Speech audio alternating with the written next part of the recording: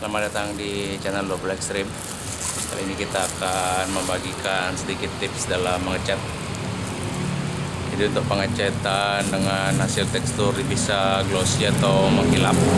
Untuk hasil finishnya biasanya perlu satu trik khusus. Ini seperti yang sebelah sini, hasilnya supaya bisa dia benar-benar refleks cahaya atau seperti cermin. Jadi untuk triknya adalah pola pattern catnya.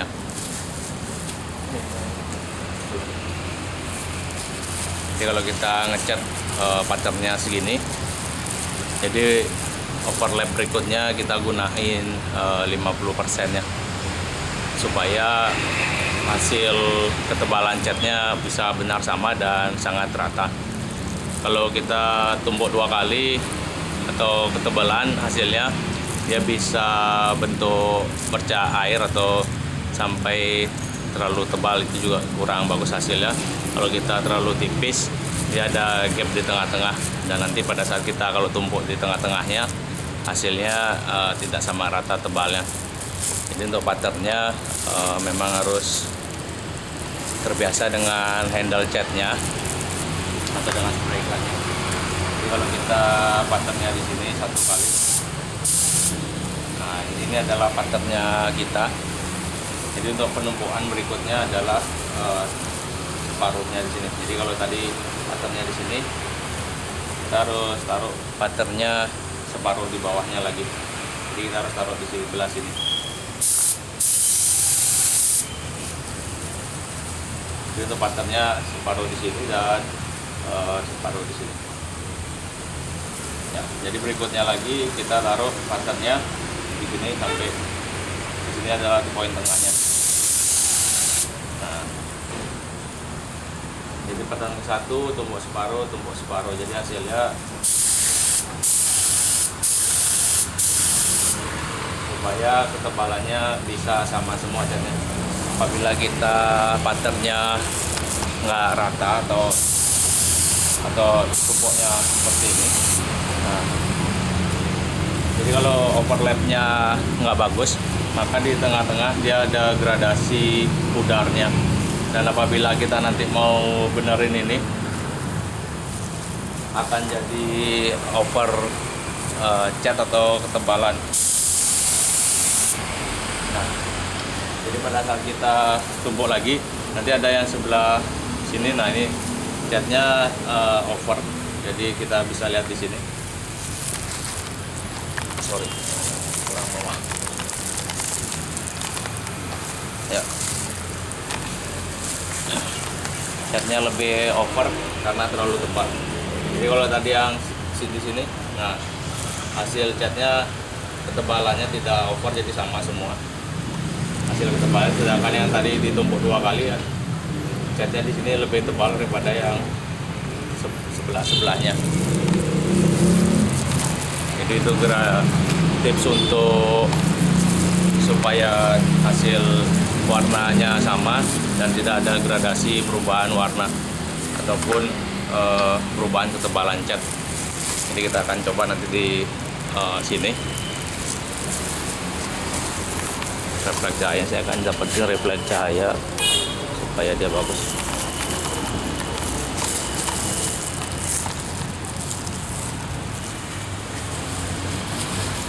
Dan juga untuk jaraknya, jadi kalau kita jaraknya dekat, otomatis dia kecil. Kalau kita jaraknya jauh, otomatis dia lebih lebar.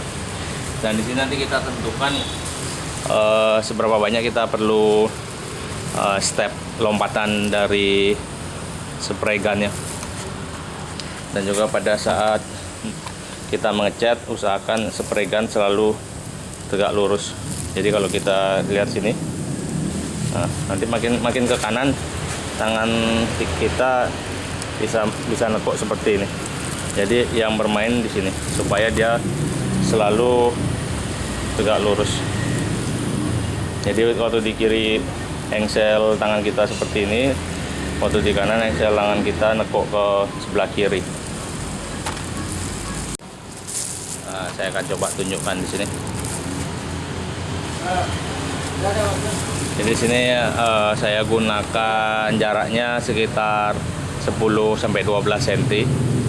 Jadi bisa juga lebih jauh lagi. Jadi nanti tergantung tipe catnya. Kalau makin kental catnya, kita bisa lebih dekat supaya dia gak kering atau corak timbul. Atau kalau kita memang mau ada teksturnya, itu bisa pengaruh dari panjang pendek jarak nozzle-nya ini. Dari sini kita pakai 10-12 cm.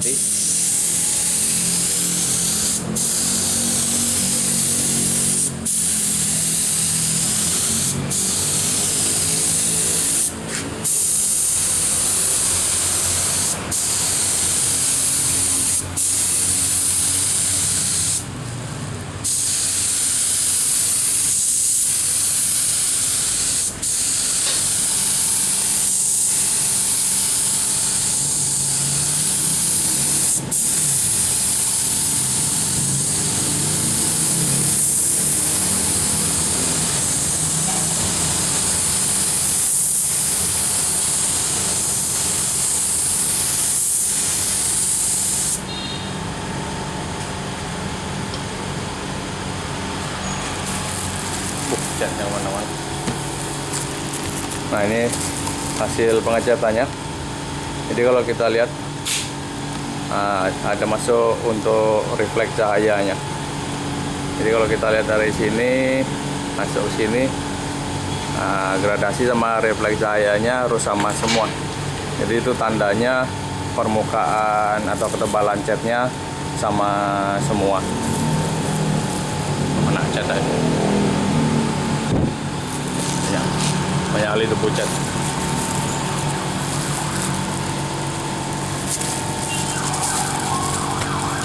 Jadi kalau nanti kalian lihat, dan satu lagi yang paling susah memang posisi tangan.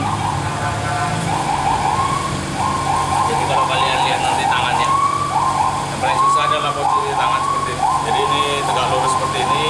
Waktu ke kanan dia juga harus tegak lurus seperti ini. Jadi yang paling susah adalah posisi tangan untuk membiasakan diri supaya sama tegak lurus. Dan juga jaraknya ini. Jadi satu kali harus selalu sama jarak ketinggiannya. Dan yang terakhir adalah pada saat kita ngecat di akhir, kita harus buang sedikit. Jadi ada ini, kita tekan hanya angin supaya nanti di ujung nozzle ini sisa tetesan cat terbuang di sisi-sisi tadi kita ngecat. Jadi sebelah sini dia kebuang sedikit, sebelah sana dia kebuang sedikit, supaya jangan sampai tetesan di ujung nozzle ini dia jatuh ke bidang yang akan kita cat. Jadi itu gunanya untuk blow air atau blow udara di setelah permukaan bidang catnya. Jadi itu adalah tips yang biasa saya gunakan dalam pengecatan supaya hasilnya benar-benar bisa hasilnya glossy ataupun mirror finish, terutama pada pengecatan epoksi dan melamin. Jadi kalau kalian nanti pengecatannya sama jenisnya epoksi dan melamin, semoga supaya bisa hasilnya benar-benar rata permukaannya dengan teknik yang seperti ini. Dan apabila kalian gunain cat-cat lain, sebenarnya semuanya hampir sama, supaya tujuan akhirnya adalah jumlah distribusi ketebalan catnya sama, supaya dapat hasil yang benar-benar optimal dan hasil finishnya sangat bagus.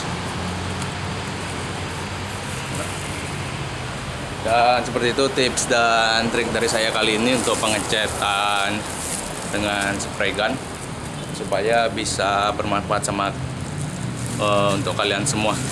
Dan satu lagi, mungkin pressure ini banyak yang kurang paham. Saya bahas sedikit jadi supaya videonya jadi satu dan lengkap. Jadi untuk pressure angin ini bergantung dengan nozzle yang dipakai yang pertama, yang kedua viscosity, kekentalan catnya. Semakin besar nozzle-nya, semakin kental catnya. Pressure anginnya harus lebih besar supaya dia bisa dorong dan distribusiin butiran catnya merata.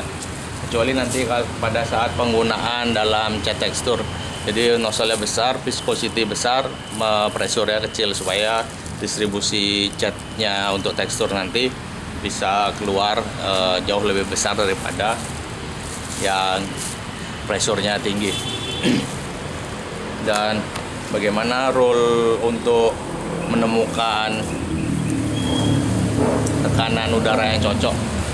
Jadi tekanan udara yang cocok pada saat nanti kita tes, kita gunain viscosity yang cair atau bisa menggunakan air sebenarnya. Jadi tekanan udara yang cocok adalah pada saat kita penyemprotan seperti ini. Kalau kita semprot sedikit, dia juga keluarnya sedikit seperti ini. Jadi kabur sekali keluarnya. Dan pada saat kita tahan, dia bisa jadi tebal seperti itu.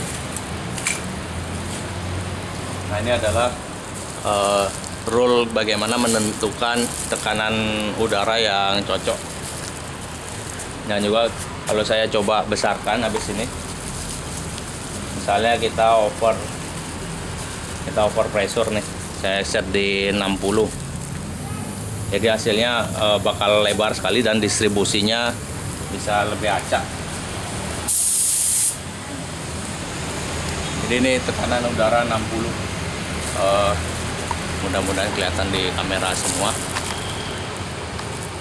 Jadi ini yang tadi kita tesnya. Ini yang tekanan udara 60. Dan distribusinya jadi acak. Yang seharusnya distribusinya memanjang seperti ini. Kalau over pressure distribusinya jadi nggak beraturan. Jadi itu rule dari pressure-nya, sesuaiin sama distribusi catnya. Jadi kalau cat nozzle pattern kalian seperti ini, maka nozzle-nya bentuknya bentuk oval memanjang. Jadi jangan sampai jadi bundar ataupun jadi nggak beraturan. Jadi sesuaikan pressure-nya sampai dapat distribusi cat sesuai dengan nozzle pattern asli dari spray gun-nya. Jadi kalau kita kekecilan, tadi ini saya coba over pressure dan kita coba dia lebih kecil.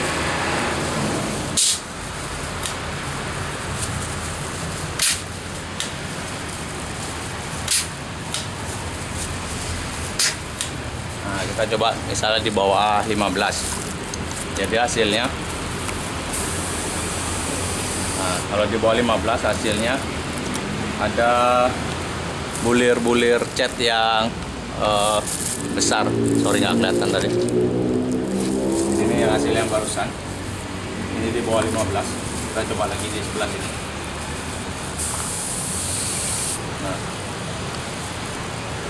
jadi hasil pengecatannya ya, yang sebelah sini. Nah, kalau kalian nanti lihat, dia ada titik-titik yang besar. Jadi ada titik-titik besar karena pressure-nya kurang untuk membuat bulir catnya distribusi rata. Jadi untuk rule penemuan atau menentukan pressure yang tepat, kita coba dari pressure kecil. Kalau masih ada bulir yang besar, kita tambahin lagi dan sampai nanti dia dapat pattern sesungguhnya dari spray gun-nya. Jangan sampai kurang pressure ataupun over pressure. Di sini saya gunakan tadi 35 karena sudah terbiasa ataupun sudah sering menggunakan, jadi sudah tahu pressure yang digunakan.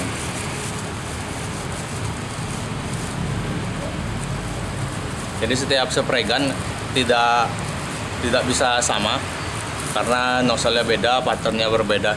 Jadi ya, kalau kalian spray gun-nya berbeda, jangan gunain pressure yang sama, pasti pressure-nya akan agak berbeda sedikit. Nah, jadi seperti itu video kita kali ini untuk pengecatan. Semoga bisa bermanfaat buat kalian semua. Apabila kalian masih bingung sama teknik pengecatan ataupun ada pertanyaan seputar pengecatan yang digunakan, kalian bisa bertanya nanti di kolom komentar. Dan sebisa mungkin saya akan menjawab pertanyaan dari kalian semua. Jadi sekali lagi terima kasih, jangan lupa untuk subscribe channel ini supaya lebih ramai lagi. Sampai ketemu di video selanjutnya.